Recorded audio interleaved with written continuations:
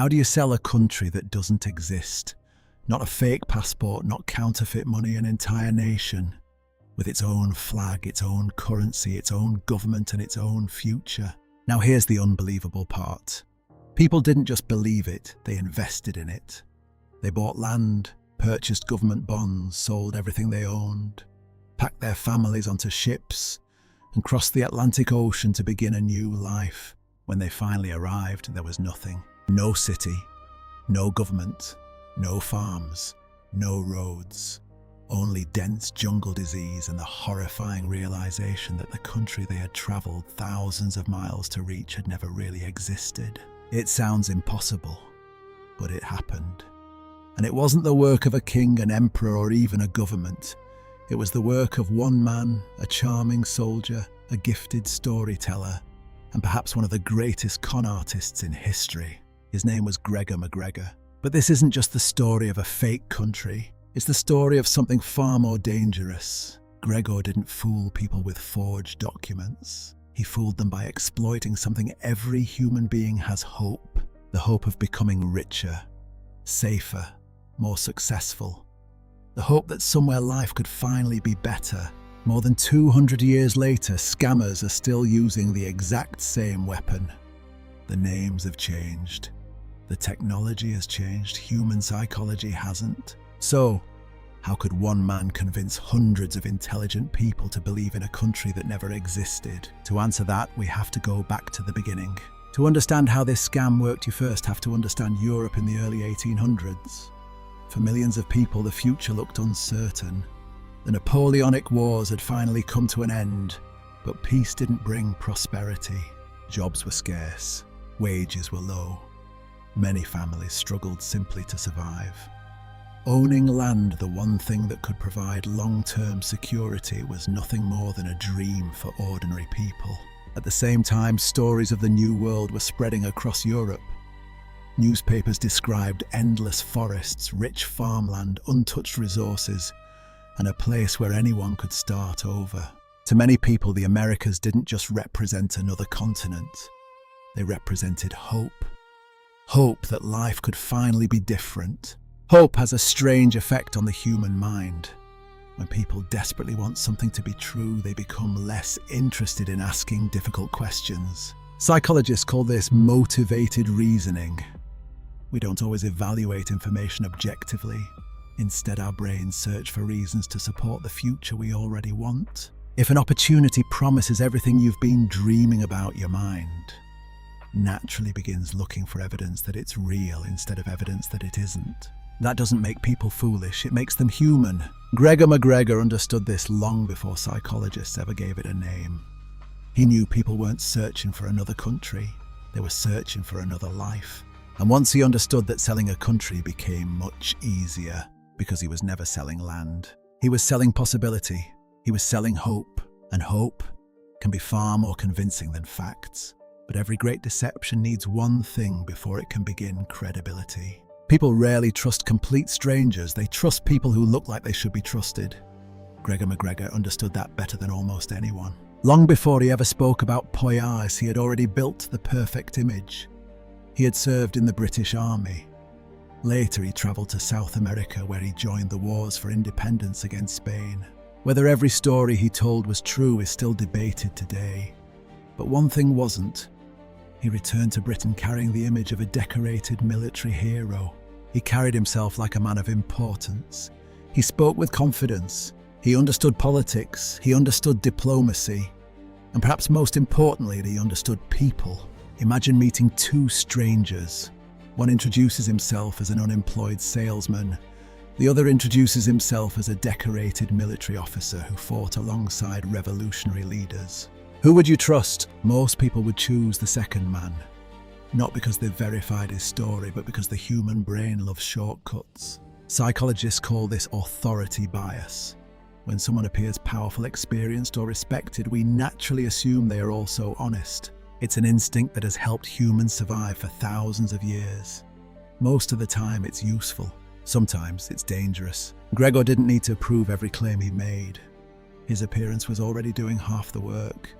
His confidence did the rest. Research has shown that people often mistake confidence for competence, even when the confident person is completely wrong. Certainty feels reassuring. Doubt doesn't. Gregor rarely sounded uncertain. He didn't hesitate. He didn't over-explain. He spoke as though success was inevitable, as though Poyais already existed exactly as he described it. And when enough people believed him, everyone else found it even easier to believe.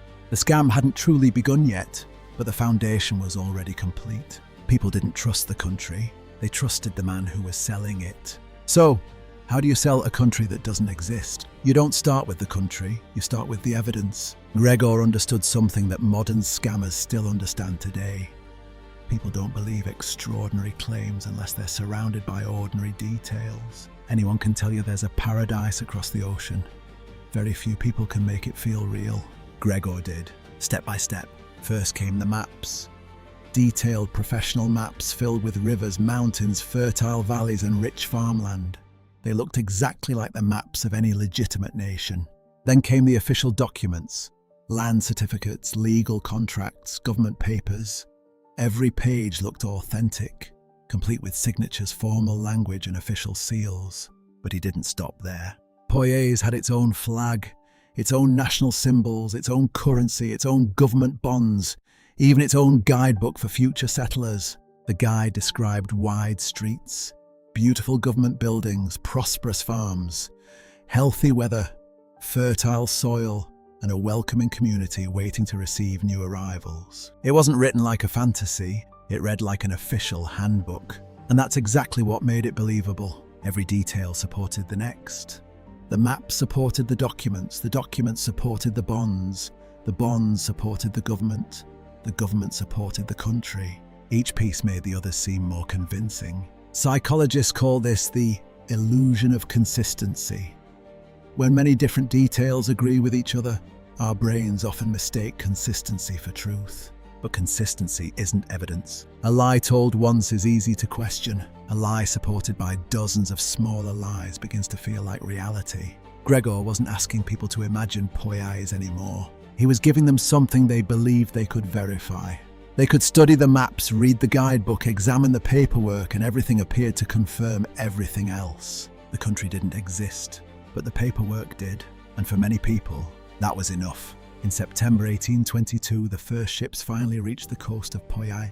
For weeks, the passengers had imagined this moment. Some stood silently on the deck. Others pointed excitedly toward the shoreline, searching for the capital city they had seen on the maps. They expected a harbour, government buildings, busy streets, a new beginning. Instead, they found trees. Nothing but trees. No docks, no church bells, no smoke rising from chimneys. No houses, no farms, only an endless wall of dense jungle stretching toward the horizon. At first, many refused to believe what they were seeing. Surely this couldn't be Poyais. Maybe the captain had landed in the wrong place. Maybe the settlement was farther inland. Maybe someone would arrive to welcome them. They waited. Nobody came. Hours passed, then days. The silence slowly became impossible to ignore. Eventually, a small group entered the jungle hoping to find roads or signs of civilization. Instead, they found thick vegetation swamps, mosquitoes, unbearable heat, and almost no evidence that a nation had ever existed there. This wasn't the prosperous colony described in the guidebook. It wasn't even a village. It was wilderness. But here's the part that fascinates psychologists. Even after seeing the truth with their own eyes, many settlers still struggled to accept it. Because accepting reality meant accepting something even more painful. They had sold their homes, spent their life savings, moved their families across an ocean, and all of it had been for nothing. Psychologists call this cognitive dissonance. When reality conflicts with something we've already sacrificed so much to believe, our first instinct isn't always to change our minds. Sometimes it's to protect the belief. Because admitting you've been deceived can be more painful than believing the impossible for just a little longer. Eventually, reality won. Disease spread quickly. Food became scarce. The tropical climate proved far harsher than anyone had imagined. Many settlers died before rescue ships finally arrived. The dream of Poyais ended exactly where it had begun, with hope, turned into tragedy. If Poyais never existed, what exactly had these people been buying? It wasn't land. It wasn't a country. It wasn't even a future.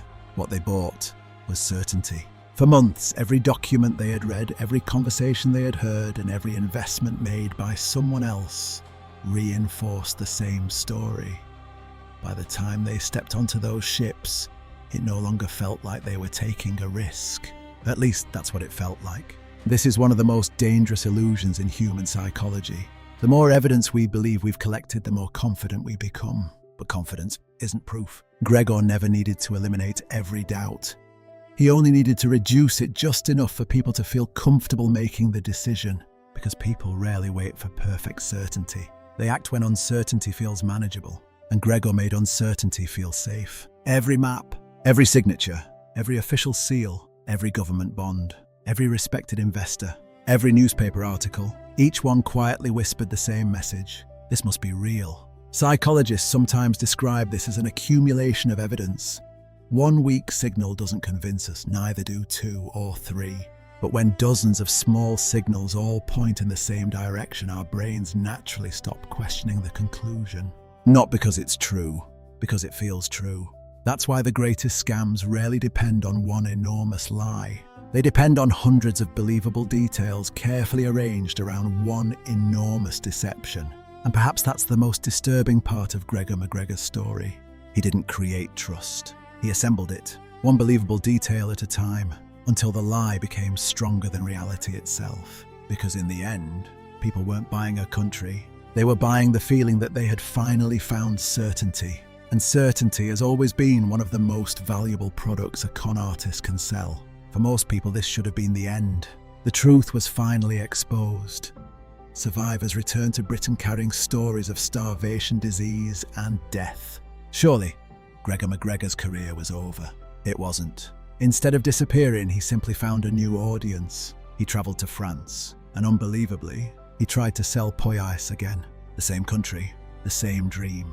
New brochures, new documents, the same imaginary nation. It sounds irrational. Why would anyone attempt the exact same scam twice? Because Gregor understood something that many people still don't. A scam doesn't truly fail when the truth is discovered. It fails when there are no new victims left to believe it. Every day, someone is hearing the story for the first time. Someone who never saw yesterday's warning. Someone still searching for a better future. Modern scammers understand this perfectly. One company disappears, another appears. A new name, a new logo, a new website, the same promise, the same psychology. Eventually, French authorities became suspicious, and Gregor's second attempt collapsed before reaching the scale of the first. His greatest deception would never succeed again. Yet remarkably, he never received the punishment many people expected. Years later, he returned to Venezuela, where he was welcomed for his earlier military service during the Wars of Independence. When Gregor MacGregor died in 1845, not everyone remembered him as a fraud. In some places, he was remembered as a hero. Perhaps that's the strangest ending of all. The man who invented an imaginary country managed to reinvent himself. It's tempting to believe this story ended 200 years ago, that Poyais disappeared along with Gregor MacGregor. It didn't. Poyais still exists, just under different names. Today, very few people would board a ship to an imaginary country, but millions still invest in impossible promises, miracle investments, fake startups, worthless cryptocurrencies, luxury lifestyles, guaranteed financial freedom. Every generation believes it's too intelligent to fall for the scams of the generation before, and every generation creates new scams instead. Because deception has never depended on technology, it has always depended on psychology. Gregor MacGregor didn't invent greed. He didn't invent hope. He didn't invent ambition. He simply understood how easily those emotions could overpower skepticism. That's why his story still matters. Not because it was the biggest fraud in history or the most expensive, but because it revealed something uncomfortable about all of us. The greatest scams don't begin with lies. They begin with dreams. Dreams of becoming richer, safer, more successful. Dreams that make impossible promises feel perfectly reasonable. Maybe that's the real lesson of Poyais. The next great scam won't look like the last one. It never does. The documents will change. The technology will change. The faces will change. But whenever someone promises certainty in an uncertain world, it's worth asking one simple question. Am I buying the evidence or am I buying the dream? Because more than 200 years later, that's still the question that separates skepticism from belief.